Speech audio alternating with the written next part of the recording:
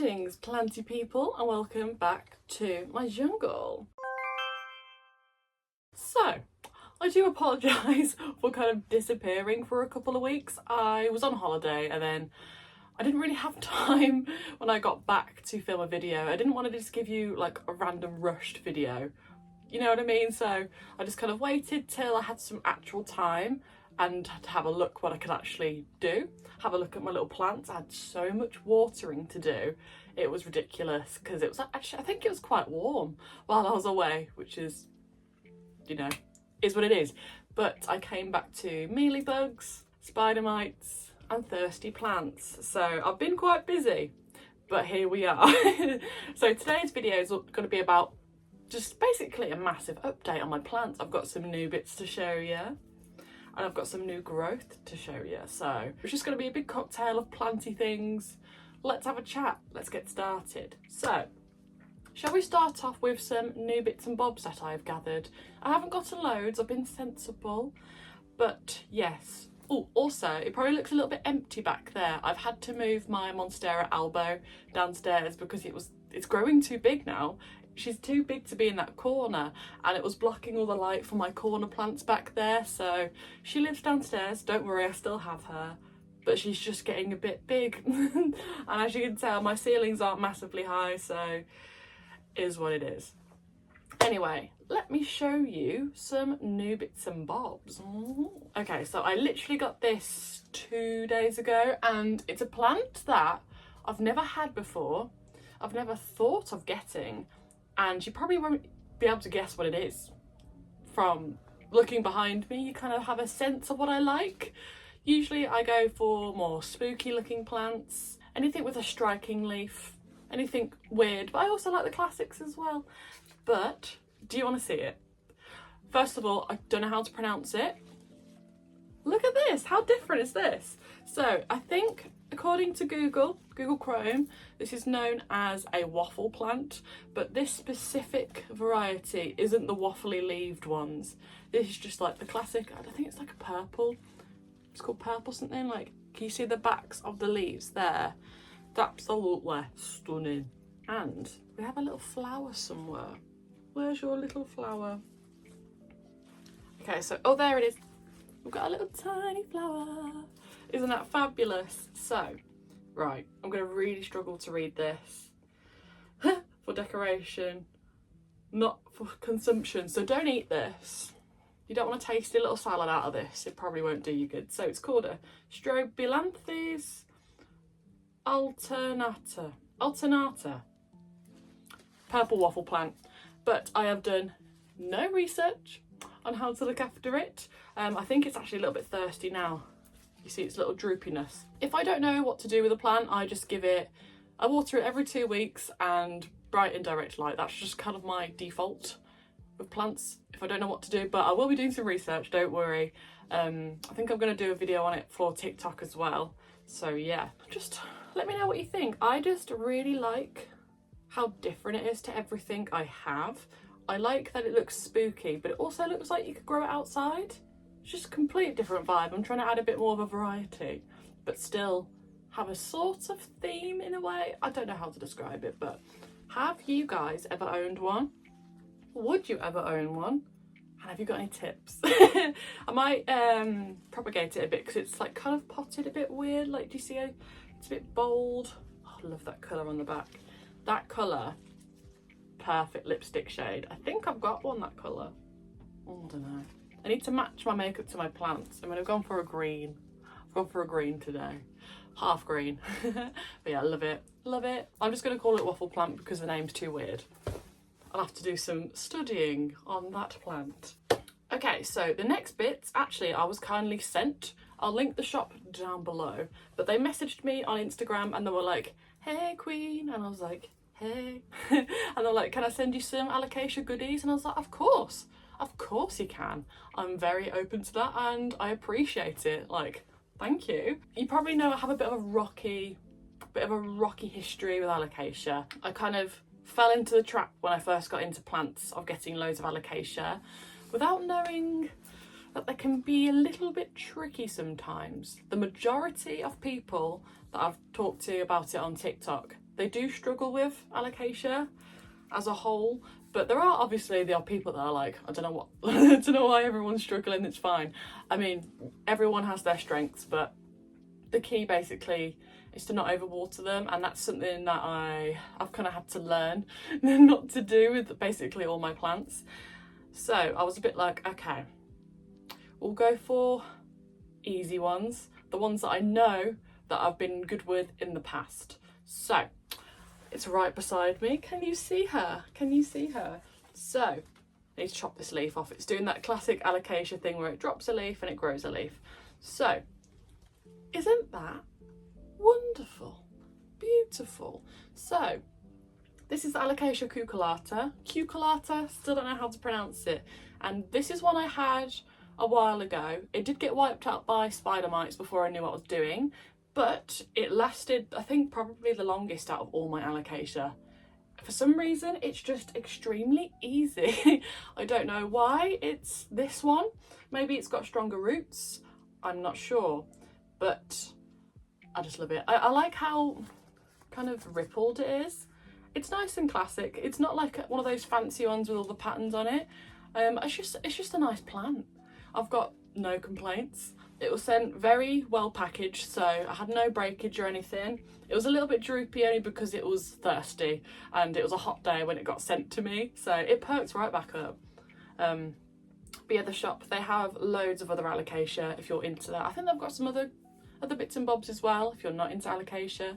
But like I said, link in bio. I get no commission. I just think it's a fabulous shop and I just love it.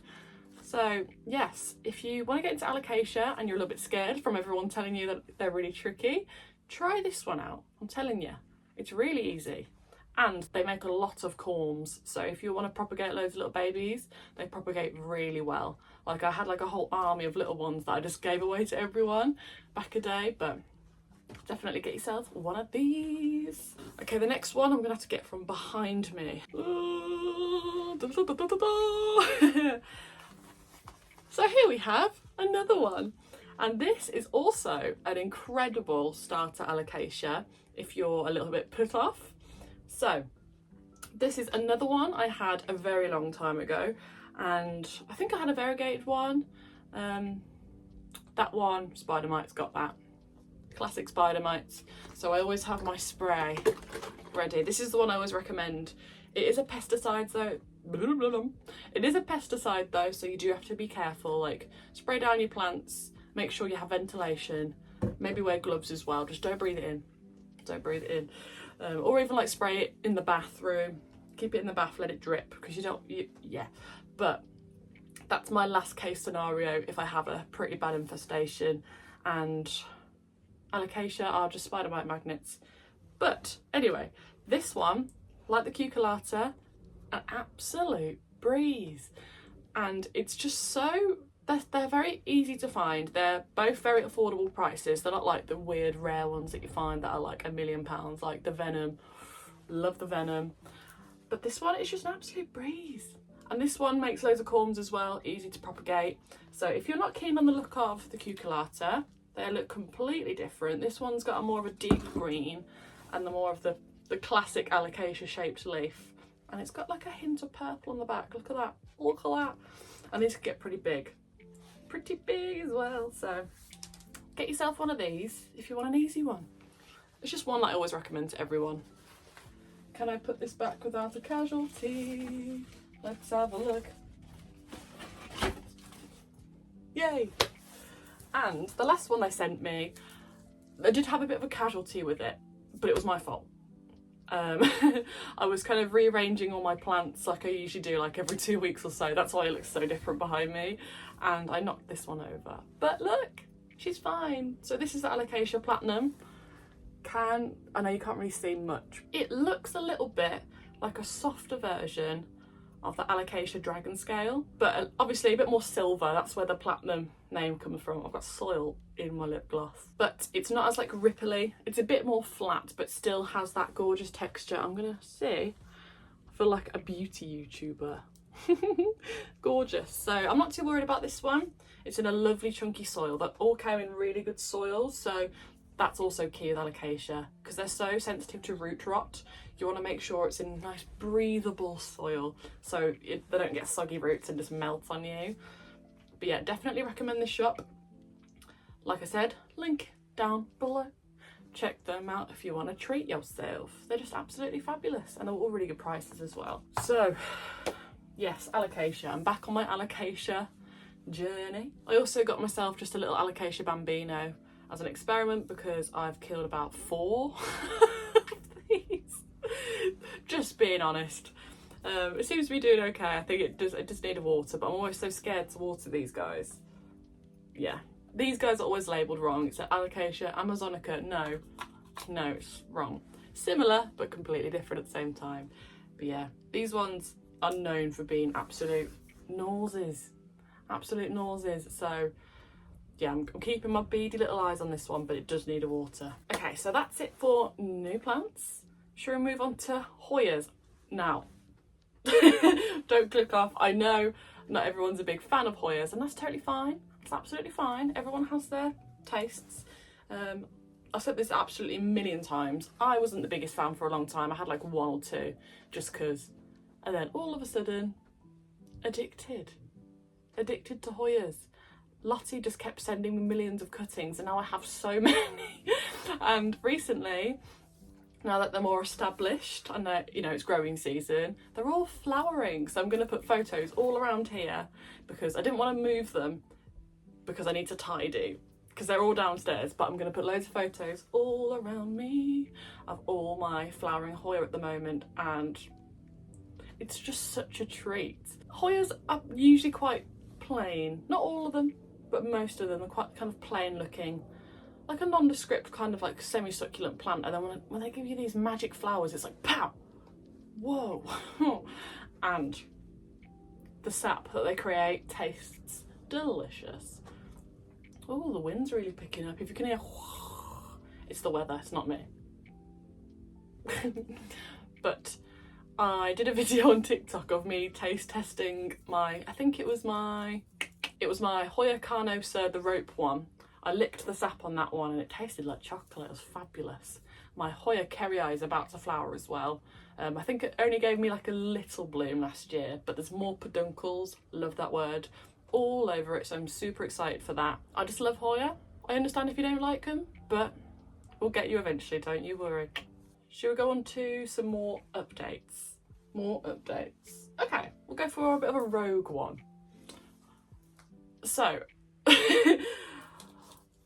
you know how this happened, me knocking my platinum over?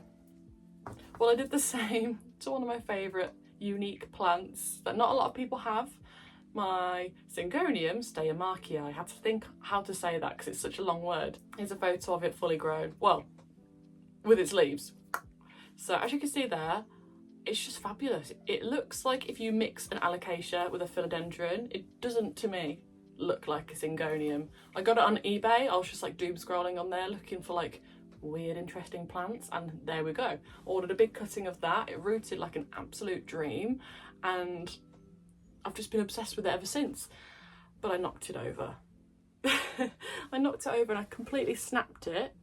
But don't lose hope, guys. Look at this little shoot. Don't lose hope. Just have a bit of patience as Take That once sang, and that's it really. I've been keeping like a little bubble, like a clear little bubble plastic top on it to keep the humidity in, and it's really bounced back. So I'm really excited about that.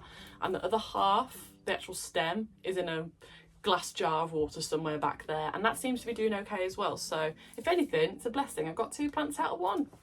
Don't worry about it. Don't worry about it. Okay, so So next update is a really cool one actually. So probably about a year ago now, I got a Monstera and Anthurium at the reduced section in a garden centre because I don't know. I think no one was biting because it was quite expensive. Does it still have the price on it? No. So I think it was being sold for like 80 quid, and I was like, nah, I'll wait a little bit. And I think it got reduced to like 30, so I was like, this is my time to shine. And it gave me like 1 variegated leaf, and And I was like, oh God, it's reverting. Of course it's reverting in my care, even though it was having ample light. So I chopped it back, put it under my grow light, under my like biggest one. And look, I'm spilling it all over the floor. Look at that. So at first I was like, oh, that's just like a normal leaf. No, it was just Polaroid variegation. And we've got some lovely bits there. I had this leaf as well. They're all a bit mixed, but that's absolutely fine to me.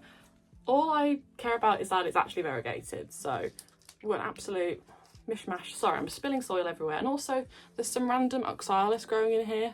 I was like, okay, if you want to be there, that's totally fine. Doesn't bother me. This is your sign. If one of your plants is reverting a little bit, just chop it back. Not too much to stress it out, but enough where it can grow back in due time and give you some variegation, because there's a chance it will. Sometimes it just needs a haircut. So I'm keeping this one definitely in a lot of light. I keep it behind me here. And my grow light there shines upon it. And there we go. Bish bash bosh. Oh, another exciting thing. Can you see my Anthurium clarinervium behind me? Can you see this weird little bag thing there?